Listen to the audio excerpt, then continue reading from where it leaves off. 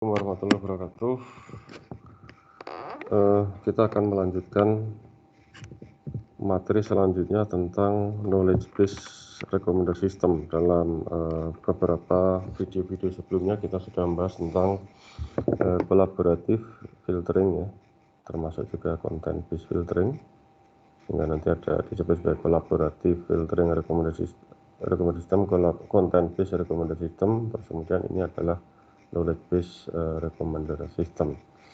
Ya, dibanding dengan dua yang sudah kita bahas, dua paradigma ya, sebenarnya content based dan kolaboratif filtering itu bukan sebuah metode, tetapi itu adalah sebuah paradigm atau sebuah pendekatan di mana nanti di dalamnya itu akan banyak sekali metode-metode ya. Kolaboratif sendiri Anda sudah mengenal ya kemarin, baik itu yang model based maupun yang bukan model base itu ya. Ya, oke. Knowledge base recommender system.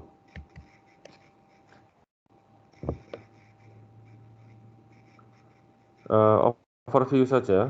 Ini yang sudah kita pelajari di awal dulu, apa itu knowledge base recommender system. Prinsipnya adalah, pakai laser. Prinsipnya adalah tell me what fits based on my needs. Jadi rekomendasikan produk yang sesuai atau berdasarkan pada kebutuhan saya. Ya, dalam kolaboratif maupun content based itu user tidak perlu memasukkan kebutuhannya secara eksplisit, tetapi sistem itu akan belajar terhadap behavior dari user dan dia akan menyimpulkan kebutuhan dari user itu seperti apa. Jadi kebutuhannya itu adalah ya berdasarkan learning ya, berdasarkan pembelajaran dari behavior user. Nah, nanti akan dicari produk yang match, yang sesuai. Nah, sementara itu dalam knowledge base itu user memang secara eksplisit itu menyatakan kebutuhannya kepada sistem ya. Ini kalau dalam content based maupun kolaboratif itu user itu tidak menyatakan secara eksplisit, tapi implisit ya. Implisit itu dari behavior, baik itu dalam dia merating ya, baik itu dia dalam kalau misal berita, dia membuka berita-berita, atau dalam e-commerce dia apa yang dia beli, apa yang dia masukkan dalam wishlist gitu ya, apa yang dia like, apa yang dia masukkan dalam keranjang dan sebagainya gitu ya. Nah, itu yang implisit. Tapi kalau secara eksplisit ya, dalam knowledge base ini user itu memang memasukkan kebutuhannya secara eksplisit gitu ya. Dia menyebutkan kebutuhannya apa. Ya.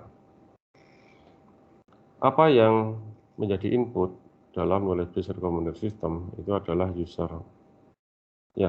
profile maupun ya contextual parameter atau contextual information seperti location, seperti mungkin cuaca saat ini, terus kapan dia mengakses. Itu yang kalau dari usernya sendiri ya, tapi contextual parameter secara eksternal ya, misal pada saat ini sedang pada masa COVID-19, nah seperti itu kan juga merupakan contextual information. Atau mungkin ada beberapa kejadian-kejadian yang nanti berpengaruh dalam sistem merekomendasikan item gitu ya. Ya, contextual parameter atau contextual information. Kemudian product features itu juga masuk. Jadi seperti hanya content base ya. Content base itu ini iya, ini juga tidak iya. Jadi product features, jadi fitur-fitur produk itu juga nanti sebagai bahan dalam merekomendasikan ya. Jadi itu nanti akan menjadi input bagi sistem. Nah, tambahannya ini yang berbeda dengan content base adalah di sini adalah ada pengetahuan. Jadi di dalam sistem itu ditanamkan pengetahuan. Oke, ditanamkan pengetahuan. Ini pengalamannya kadang-kadang mahasiswa TA ya, ini Pak saya mau TA untuk content base ya, maaf, knowledge base ya, knowledge base recommendation system. Tapi dia dalam TA yang ditawarkan dia ya, apa yang dikerjakan itu adalah sebenarnya query. Nah, itu beda. Jadi seperti halnya nanti milih-milih menu yang ada di dalam, katakanlah di Tokopedia, atau kalau misalnya Anda beli laptop di bineka.com gitu ya, saya pengen beli laptop rentang harga sekian sampai sekian, yang prosesornya sekian, yang ultrabook yang ini. Nah, nanti akan keluar listnya. Nah, itu query biasa, itu bukan knowledge base karena tidak ada pengetahuan di sini, tidak ada unsur intelijen yang dilakukan oleh sistem. Ya, dalam knowledge base itu ada pengetahuannya, ada pengetahuan yang ditanamkan ke user. Pengetahuan ini bisa berdasarkan pada learning, ya, pada learning, mekanisme learning ya, pembelajaran. Misal nanti dari pembelajaran dari data yang ada nanti dihasilkan rule katakanlah. Nah, rule itu menjadi knowledge dari sistem, itu juga bisa. Atau bisa knowledge itu diambil dari export.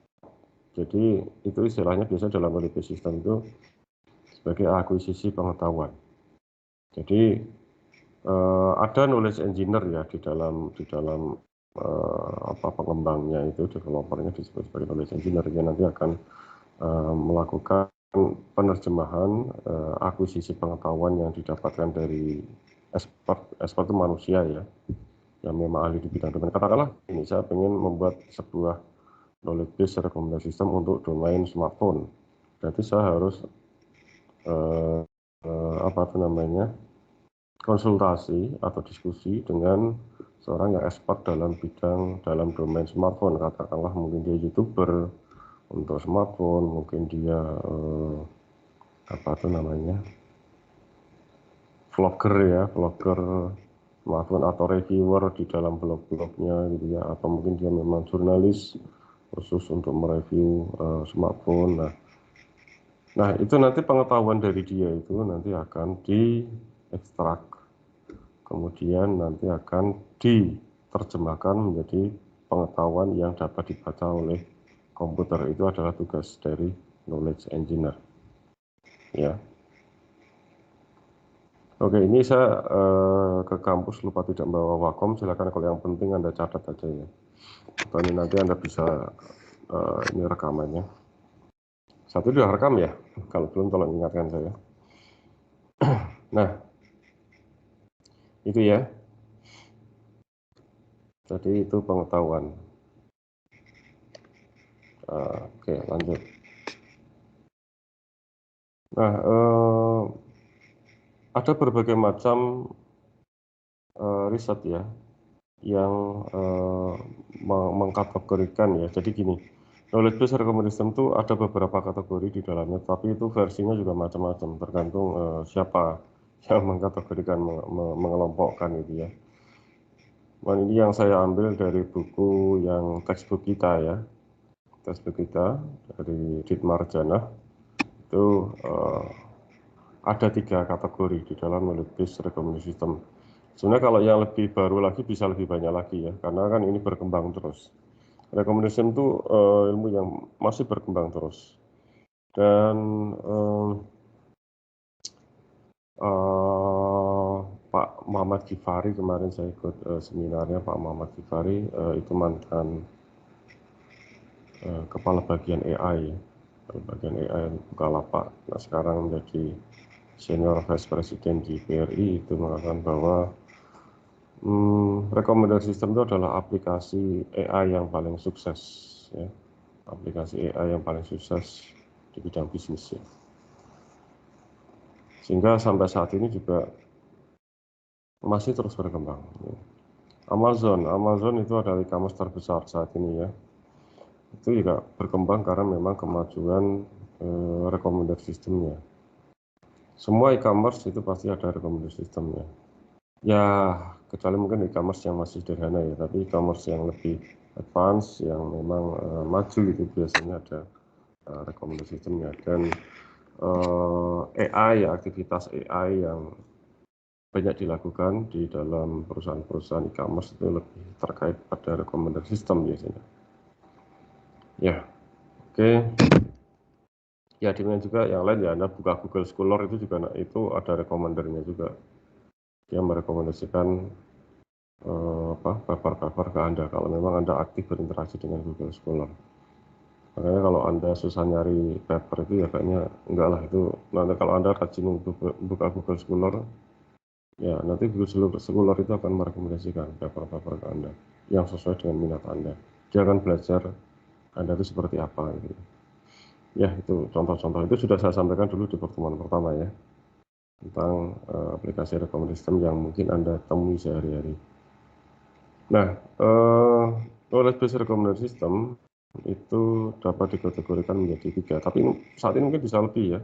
Dan ini yang besar aja ini berdasarkan pada textbook yang kita pakai dari Dit Marjana, bahwa ada case based recommender system, kemudian ada constraint based recommender system, kemudian ada utility based recommender system. Jadi dalam case based recommender system itu rekomendasinya berbasis pada similarity. Sebenarnya kalau Anda belajar AI itu ada case based system gitu ya, dimana di situ sistem akan melakukan action itu berdasarkan pada case-case yang memang sudah tersimpan di dalam sistem dan dia belajar dari case-case itu. Itu sebelumnya kalau case-nya seperti ini, itu tindakannya seperti apa, action-nya seperti apa, case-nya seperti ini, action-nya seperti apa. Itu seperti kita juga kan. Itu kan pengalaman ya, case-case itu kan menjadi pengalaman di otak kita. Kita dapat menganalogikan case satu dengan case yang lainnya untuk menentukan action kita. Nah, dalam case based recommender system juga seperti itu. Cuman case-nya itu adalah kalau di recommender system ya, yang menjadi case itu adalah lebih ke produk-produknya itu. Ini dalam case based recommender system. Ini ceritanya panjang ya, tapi intinya gitu ya. Ini berdasarkan similarity. Loh, apa bedanya dengan content based? Ya, similarity ini adalah similarity ini ya. Di situ ada apa tuh namanya? Ada suatu pengetahuan sendiri ya.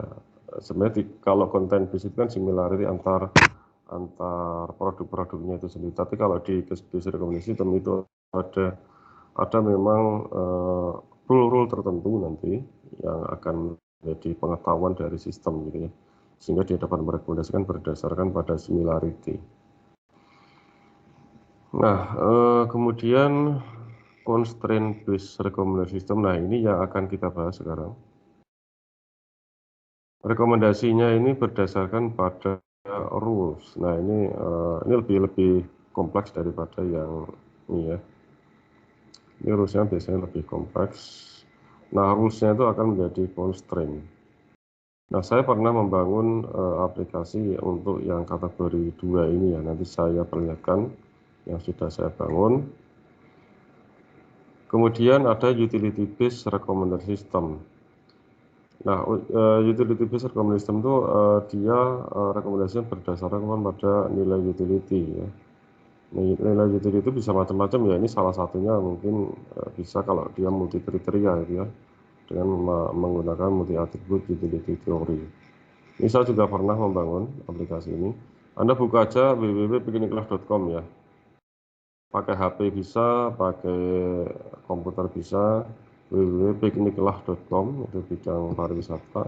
Nanti Anda klik menu bagian yang rekomendasi. Nah, kalau Anda klik yang bagian rekomendasi itu dia akan merekomendasikan itinerary gitu ya.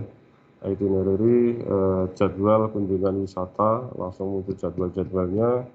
Anda dari hotel ini jam sekian berangkatnya sampai ini lokasi A, nanti jam sekian sampai jam sekian, nanti berangkat lagi sampai jam sekian. Itu hari pertama, hari kedua Anda mengunjungi mana aja.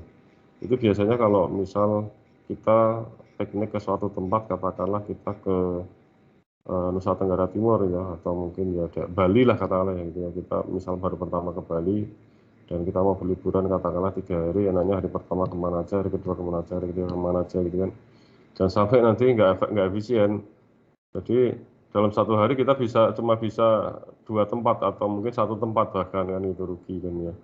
Kalau kita kita mau benar traveler kan, kita ya pengen sebanyak mungkin gitu ya tempat wisata yang dikunjungi. Nah, itu rekomendasi yang ada di piknilah.com itu. Ya, itu berdasarkan pada multi atribut. Ada beberapa atribut atau kriteria ini nanti akan menjadikan kebutuhan pengguna yang bisa dimasukkan untuk nanti sistem dapat merekomendasikan rute yang sesuai dengan kebutuhan Anda. Buka aja. Kalau saya buka di kampus, karena saya di kampus itu nggak bisa, karena saya pakai VPN ya, saya harus tethering pakai iPhone, agak sedikit merepotkan.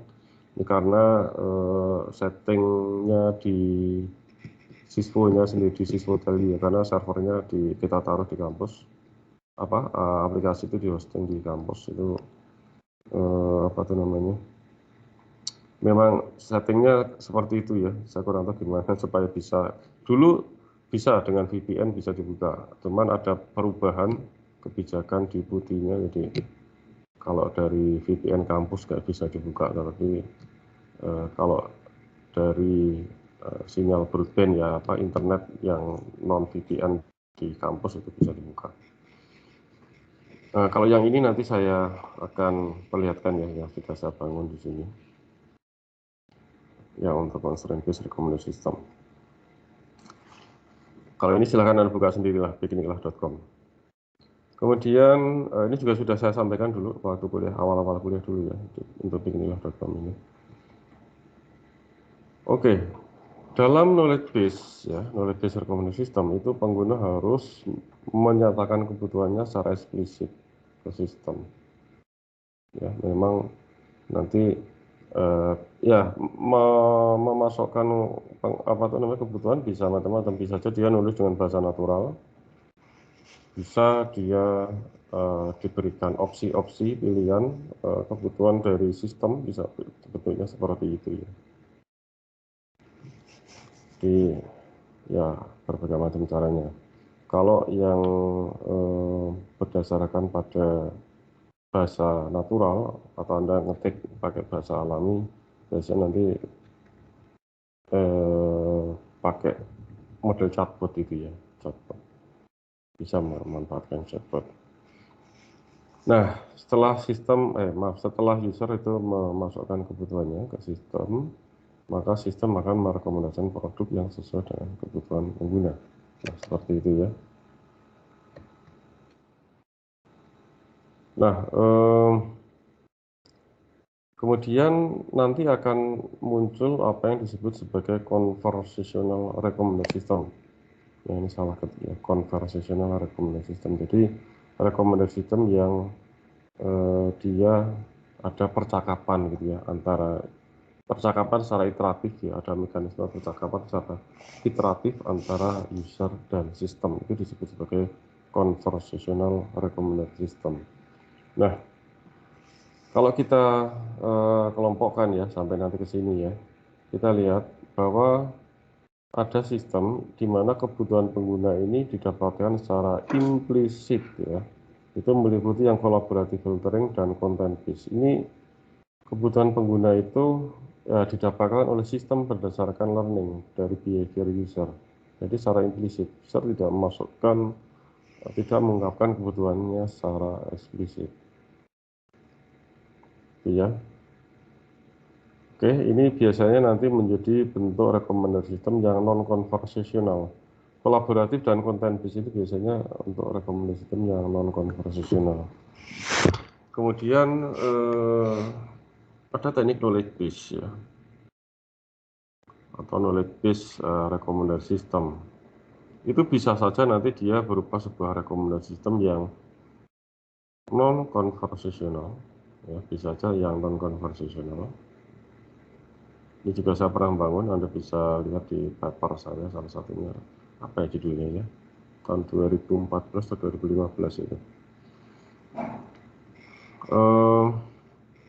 Tapi bisa juga nanti berbentuk yang conversational recommendation system. Karena prinsipnya di dalam knowledge base itu pengguna itu menyatakan kebutuhannya secara eksplisit. Ya.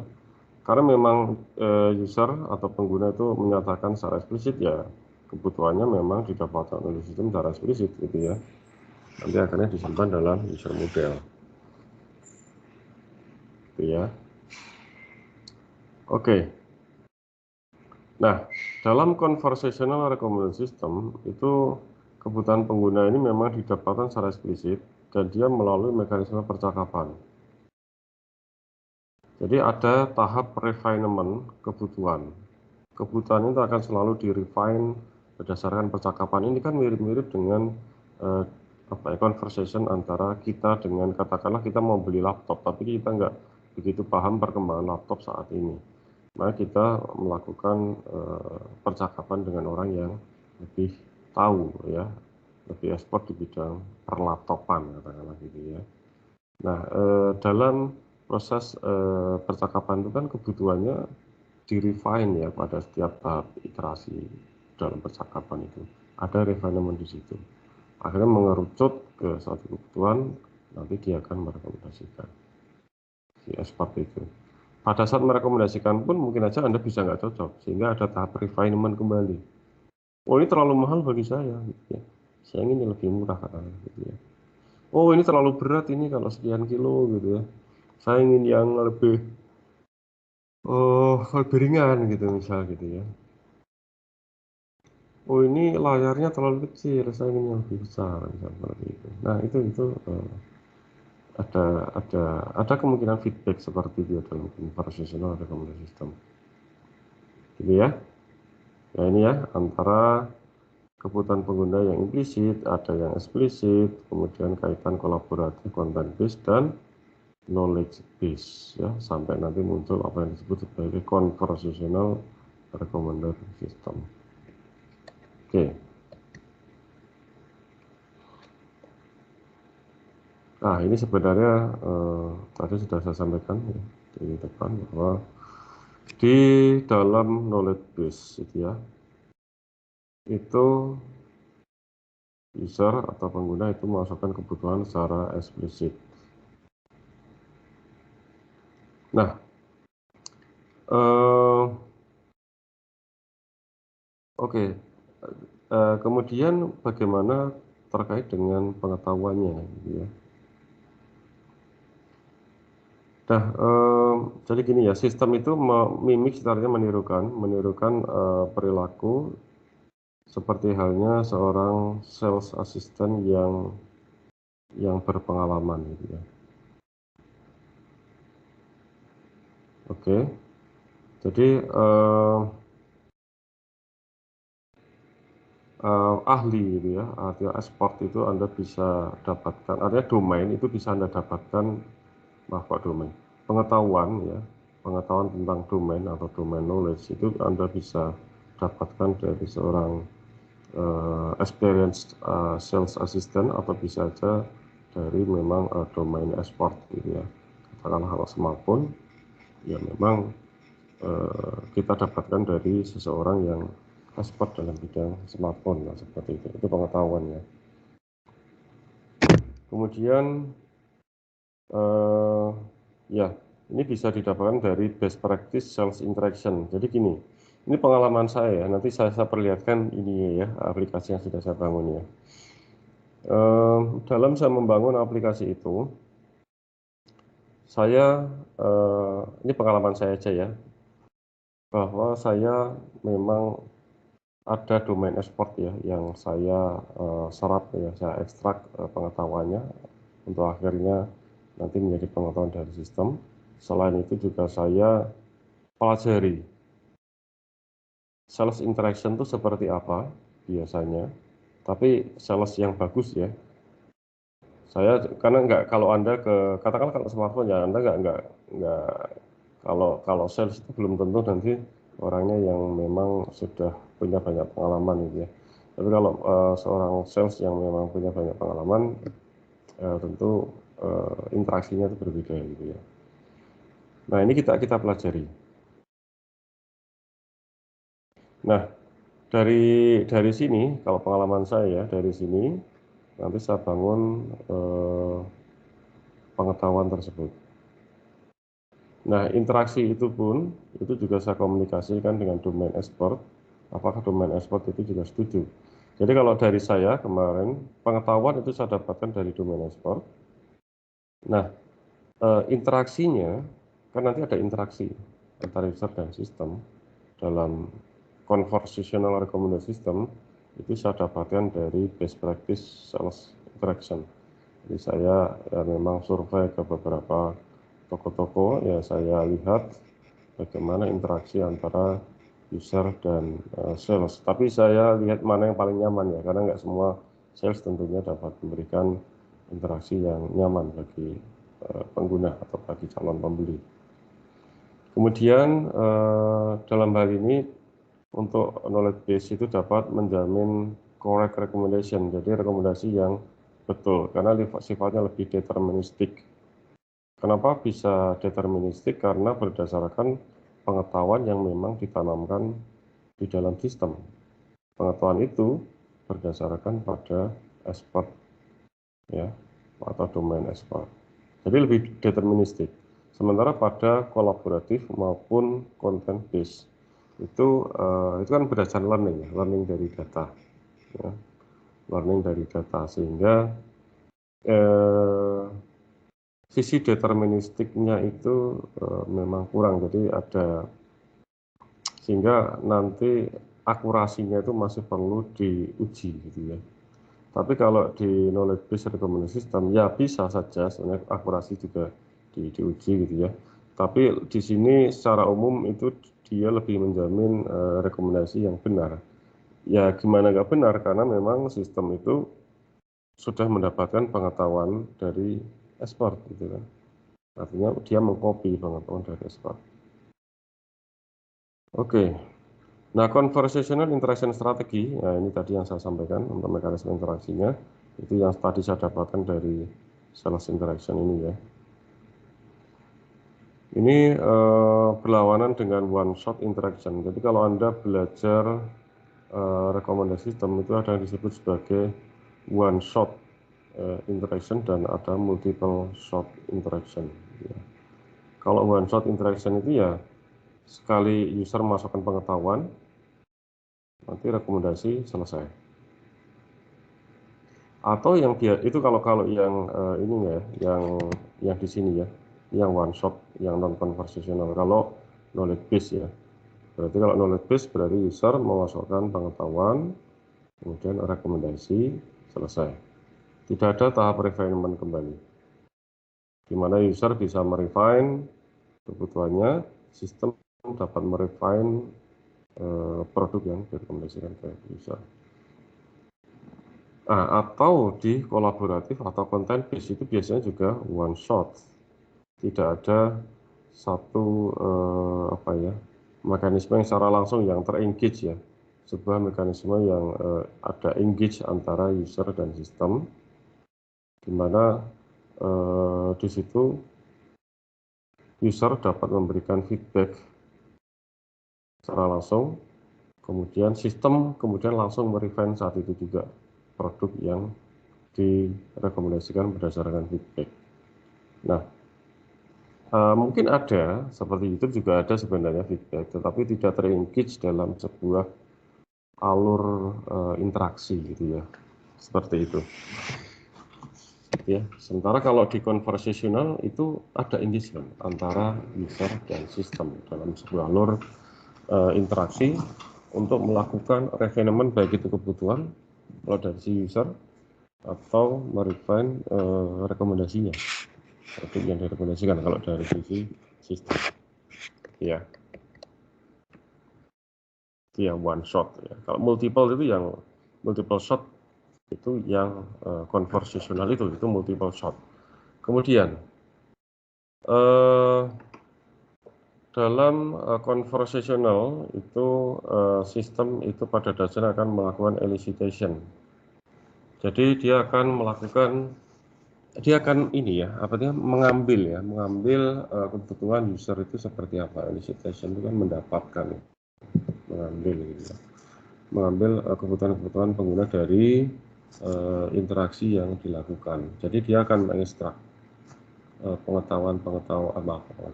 kebutuhan-kebutuhan apa yang sebenarnya ada di pengguna ini. Karena kan ada tahap untuk refinement gitu ya, refinement kebutuhan. Mungkin pada percakapan awal kebutuhan user masih umum, tapi pada interaksi yang berikutnya kan multiple interaction ya.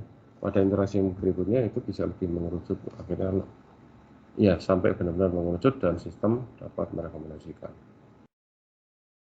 Kemudian ada juga di sini prinsip educating user. Jadi dalam conversational recommender system itu ada sifatnya itu guidance gitu ya. Jadi sistem dapat memandu pengguna dalam menyatakan kebutuhannya gitu ya.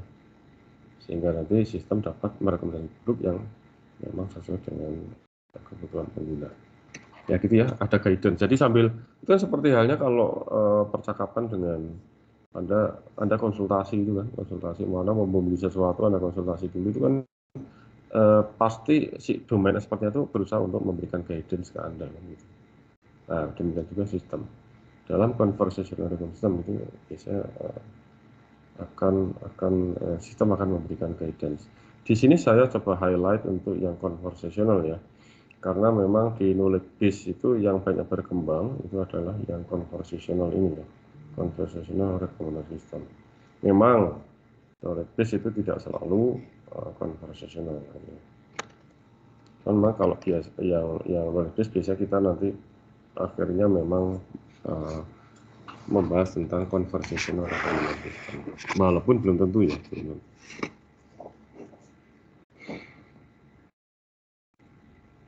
Ya, ini sebenarnya sama dengan slide yang di depan tadi, bahwa di dalam case base itu dia berdasarkan pada similarity ya.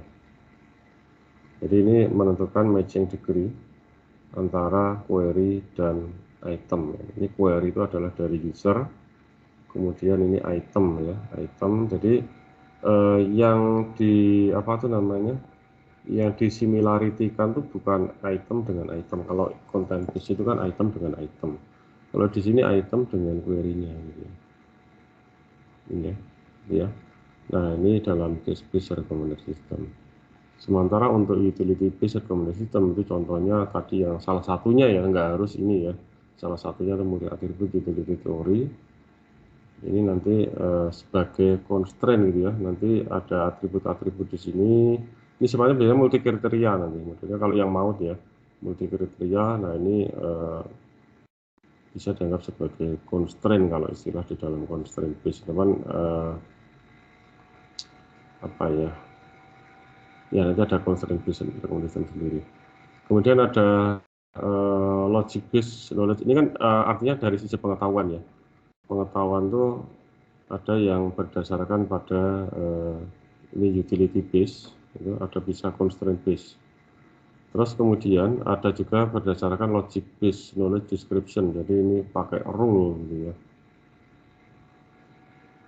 Rule. Ini nanti larinya bisa saja ke utility base, bisa larinya juga ke constraint base recommender system. Nanti kita akan belajar tentang constraint base recommender system.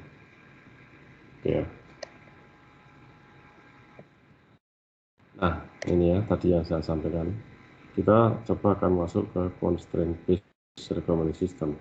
Sebelum masuk ke sini, saya akan contohkan aplikasi yang sudah saya bangun.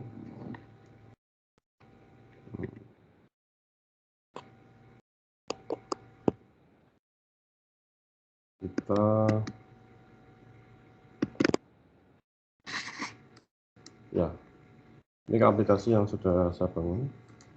Ini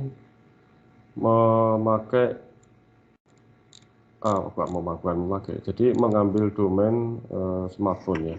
Cuman ini saya codingnya tahun 2015-2016, sudah lama. Jadi ini perkembangannya beda ya, produk-produknya sudah berbeda.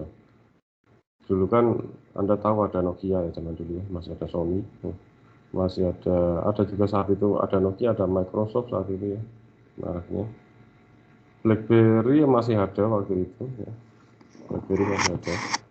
Jadi ini Anda nggak usah pedulikan produknya. Kenapa kuno ya? Ini karena memang saya codingnya waktu itu tahun 2015-2016.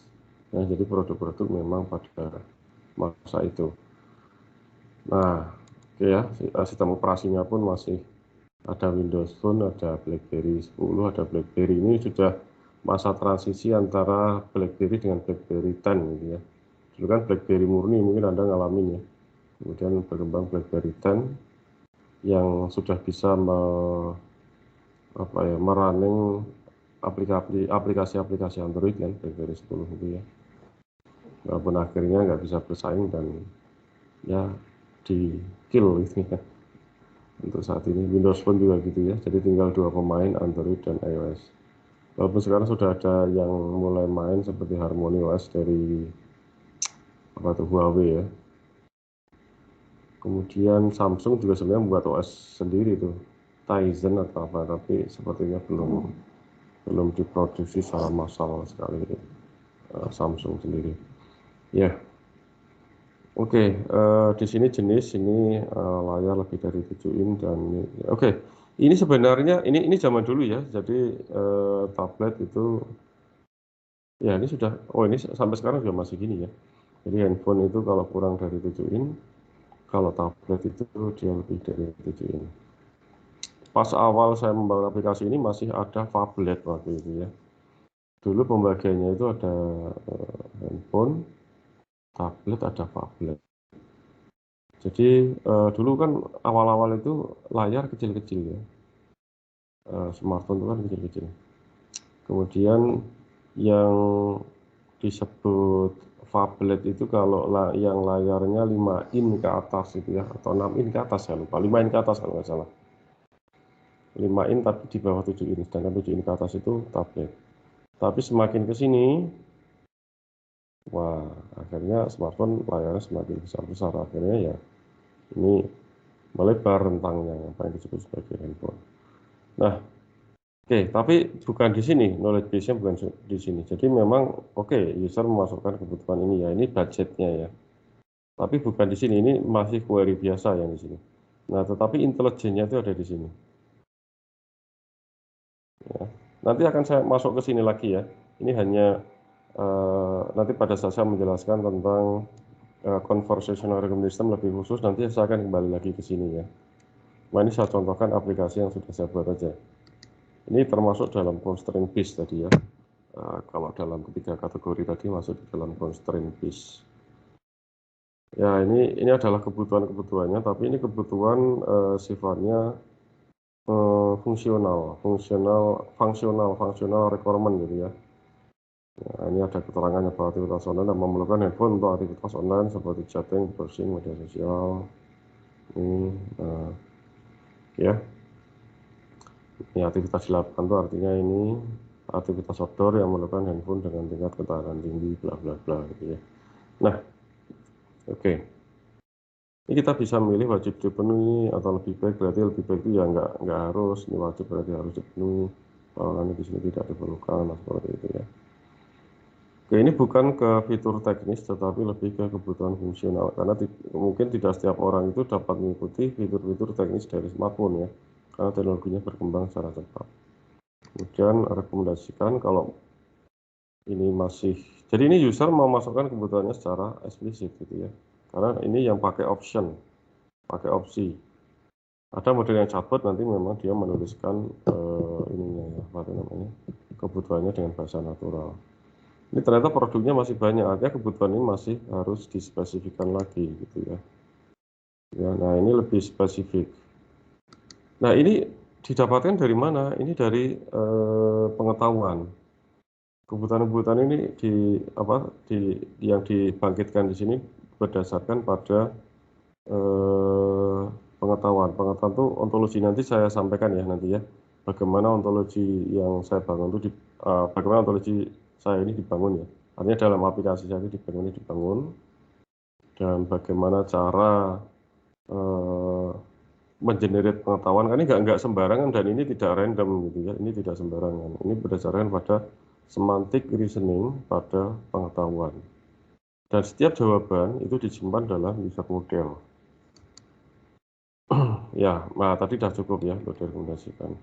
Nah ini dia sistem itu merekomendasikan produk-produk sesuai dengan apa yang kita masukkan. Ya ini ada beberapa produk. Nah ini di ranking berdasarkan tingkat relevansinya. Utility 7 ini kan masih 7, 7, 7, 7. Nah yang ke bawah itu 66, nanti makin ke sini itu tingkat relevansinya lebih kecil ya. Ini 6, utility-nya 5, ini nilai utility-nya ya. 5, 5, 5, gitu ya. 5, 5, 4, 4. Nah, semakin halaman berikutnya itu semakin kecil. Nah, ini di ranking juga di produk saya, di aplikasi saya itu produknya. Untuk yang tingkat relevansi sama, itu diurutkan berdasarkan harga. Jadi mulai dari harga yang paling murah dulu tentunya ya. Baru yang semakin mahal. Ini sama-sama utility 7. Harganya mulai yang 5 jutaan, 6 jutaan, ini 7 juta, hampir 8 juta. Ini di atas 8 juta, ini hampir 10 juta. Ini nggak usah lihat ini ya, ini zaman dulu ya. Ya, oke. Nah, seperti itu. Oke. Nah, ini yang 6, yang tingkat relevansinya 6. Dengan kebutuhan yang dimasukkan oleh pengguna. Gitu ya. Tapi user bisa saja tidak menyetujui produk yang direkomendasikan. Jika kalau tidak masih belum setuju, dia bisa klik next. Nanti sistem akan memberikan pertanyaan lagi, gitu ya. Ini bisa mungkin apa ya, bermain game saya oke lah, ini nggak begitu wajib gitu ya. Nah ini dia akan menanyakan lagi yang lain. Nah ini bukan random ya, ini berdasarkan ada caranya dengan semantic reasoning yang ada di dalam ontologi. Nanti saya sampaikan ontologi itu seperti apa nih saya ini. Ya oke, ini lebih spesifik. Kalau misal dia ragu-ragu antara beberapa produk ya nanti bisa ini lebih direfine. Misal 2 produk itu, nah ini akan dibandingkan. Ya, oke, akan dibandingkan perbedaannya ada di sini tapi nggak ada di sini, yang ada di sini dan nggak ada di sini. Misal kalau di sini kelihatan bahwa ini lebih superior gitu ya, saya pilih inilah. Oke, nah ini adalah, ini apa ini? Dari tadi muncul ini adalah namanya fasilitas penjelasan, explanation facility. Dalam rekomendasi sistem itu ada penelitian sendiri bagaimana membangun sebuah explanation facility, fasilitas penjelasan ini. Dan ini juga bukan hal yang mudah itu ya. Ini adalah berdasarkan pada kebutuhan-kebutuhan yang dimasukkan oleh pengguna tadi. Dia merangkum ini itu sesuai dengan kebutuhan yang mana dari yang dimasukkan oleh pengguna tadi. Ini untuk memberikan penjelasan kepada pengguna mengapa sistem itu merekomendasikan ini gitu ya. Kalau misal ya tadi nggak bisa di back ya. Kalau misal gini ya, ini artinya kalau ini nggak saya isi itu artinya bebas ya. Ini apapun ini ya, budget bebas, sistem operasi bebas, jenis bebas ini ya. Ini misal saya ini aja ya, saya biar cepat. Oh nggak ada betul. Ya kayak gini ya. Oh ini kok CRS? Oh kok CRS salah ini. CRS 2 ya. Oh CRS jadi saya tadi buka apa tadi? Buka 2 soalnya.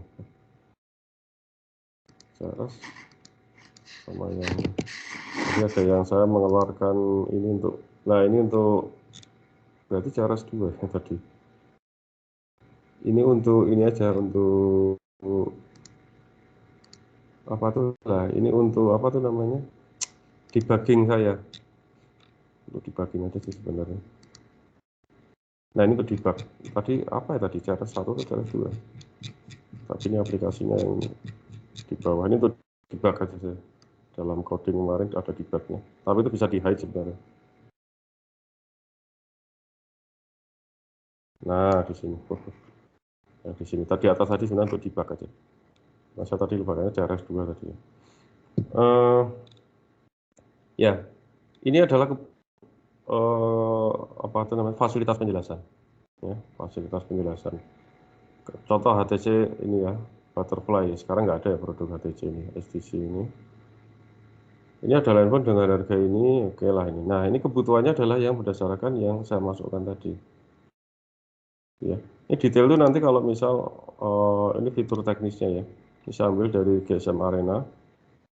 Fitur teknisnya yang paling lengkap kan GSM Arena ya. Tapi mungkin aja user tidak terlalu familiar dengan fitur teknisnya kan, nggak semua ini dia ngikutin. Sehingga yang dia tahu adalah kebutuhan yang dari sisi fungsionalnya aja. Untuk navigasi, untuk merekam video, dan sebagainya. Nah, gitu ya. Ini fasilitas penjelasan.